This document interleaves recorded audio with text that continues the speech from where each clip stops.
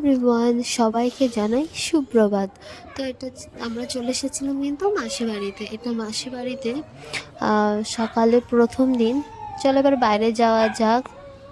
তো তারপরে কিন্তু আমি বাইরে চলে আসলাম। এদিকে তো বাবু ঘুমাচ্ছিল, আর এইদিকে দেখো কিন্তু গাছে কত লেবু হয়েছে, বাতাবি লেবু। আর এখনও যেহেতু ছোট, খাওয়া যাবে না, বড় হলে অবশ্যই। আর খেতে খুব মিষ্টি। আর এই গাছটা হচ্ছে কামরাঙা গাছ, আর এত পরিমাণে কামরাঙা হয়েছে কিন্তু পাড়ার উপায় নেই। গাছ থেকে শুধু পড়ে আর কি নিচে, যে এত লম্বা গাছ, আর দেখো কত কামরাঙা হয়েছে। তারপরে দেখলাম এখানে রুমে এসে দেখি এদিকে যে আমাদের বিচ্ছুটা উঠে গেছে, দেখো কিভাবে তাকিয়ে আছে। কিন্তু অনেক শান্ত, অনেক বাচ্চারা দেখেছি ঘুম থেকে উঠেই কান্না করে, কিন্তু এই যে আমাদের চুনুপুটিটা একটুও কান্না করে না। কিন্তু ওর পাশে একজন থাকতেই হবে। তো যাই, এইদিকে আমরা ফ্রেশ হয়ে নিয়েছিলাম। তারপরে কিন্তু এখানে গরমা গরম চা বিস্কিট চলে এসছে, তো এখানে চা নিয়েছিলাম। আর এই দেখো এখন ঘুম থেকে উঠে গেছে, ওর এখন একজনকে চাই। আর এই যে দেখো কিভাবে দেখছে। এটা সেটা খাওয়া হয়েছে। তারপরে দুপুরে রান্না ছিল কিন্তু চিকেন। এদিকে মাসি রান্না করছিল, আর এদিকে মাছের তরকারি, গরম ভাত, ডালটাও ছিল উচ্ছে দিয়ে। তো যখন দুপুরে, যেহেতু এখন 12:30 বাজে, তো আমরা খেয়ে এখন একটু ডাক্তারের কাছে যাব, ওই জন্য ডাল দিয়ে খাওয়া হয়ে গেছে। এরপরে কিন্তু মাসি কাঁচকলা দিয়ে রান্না করেছিল মাছের তরকারি।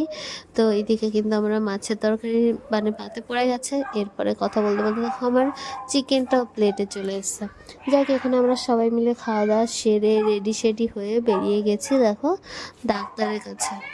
এইদিকে কিন্তু আমরা ট্রেন উঠেও গেছি। এদিকে দেখো বাবুর অবস্থা দেখেছে, এত বিচার ঘোরা পেলে না, মানে একদম শান্ত, আর এমনই দুষ্টু কি আর বলবো। তোমার চোখ কোথায়, চোখ কোথায়?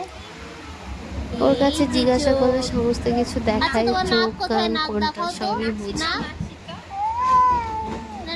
কিন্তু এখন আর অত মুড নেই ওর দেখানোর, আর ভালো লাগছে না। তখন ওই সাইডে মা মাসি বসেছে, ওই সাইডে বইদের, আর আমি বাপু ফুটে বসেছি।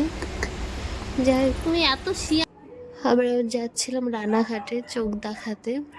কথা বলতে বলতে আমরা টোটো পেয়ে গেছি, তার মধ্যে আমরা উঠেও পড়েছি। আর ওই দেখো চুনোপুটি বসেও গেছে তার সিটে। তো এইদিকে আমরা চলে এসেছিলাম লায়ন্স ক্লাবে চোখ দেখাতে। আমাদের অনেকটা লেট হয়ে গেছিলো, তো বৌদি তাড়াহুড়োতে গেছিলো ডাক্তার দেখাতে।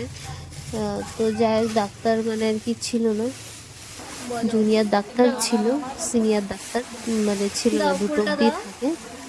এখানে এসে তো এক সেকেন্ডও বসবে না। এদিকে দেখো কোথা থেকে ফুল তুলে এনেছে, হ্যাঁ চাইলে দিচ্ছে। আর এইদিকে দুটো কানা বসে আছে, অ্যাকচুয়ালি ওদের চোখে ড্রপ দিয়েছিল তার কারণে। যে ফাঁকা দেখতে পাচ্ছেন, কারণ ভিড় তেমন নেই, কারণ এখন ওই বাসতে গেছে 3টে নাগাদ।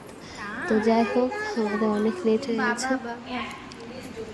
আর এখানে দুষ্টুমি তো শুরু হয়ে গেছে, কিছুতেই তো এক জায়গায় থাকতে চাইছে না, যেহেতু বাচ্চা মানুষ থাকতেও চায় না।